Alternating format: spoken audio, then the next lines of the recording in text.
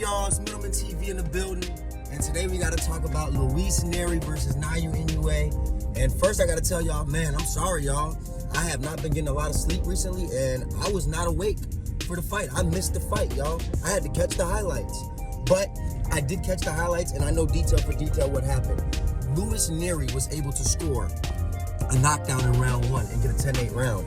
It was a beautiful knockdown from Luis Nery. However, it was because Naoya Inoue came in reckless. He was very upset. He was trying to get the knockout early because he doesn't really have a lot of respect for Luis Nery. And he got caught being reckless and he got knocked down.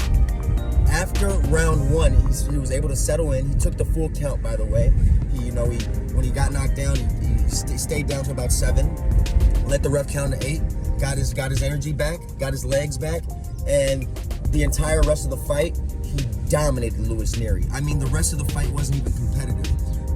Luis Nery won 1 round. It was a 10-8 round, and then Naoya Inoue won the 5 remaining rounds, and it wasn't even close. He knocked Luis Nery down 3 times, and Luis Nery, I knew going into the fight, I told people, Luis Nery has a lot of offensive prowess. He's a very exciting fighter to watch, so it's going to be entertaining while it lasts.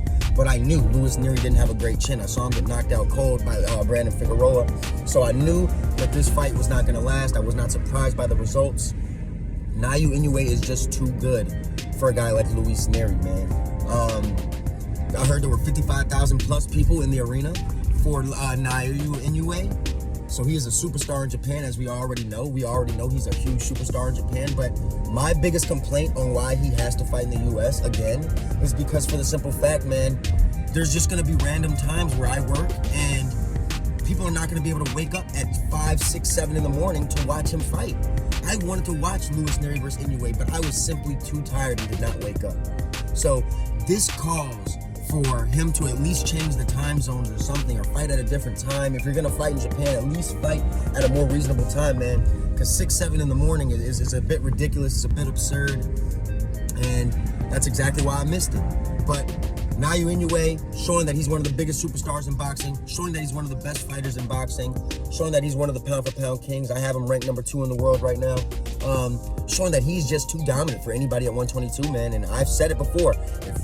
If he's gonna dominate at 122, I don't see any name at 122 beating this guy. I don't think Naoya Inoue would start running into problems unless he goes to 130 or 126. 126, there's some big names. I think he would run into some problems at 126. But at 122, absolutely not. Naoya Inoue, once again, shows his dominance over Luis Nery.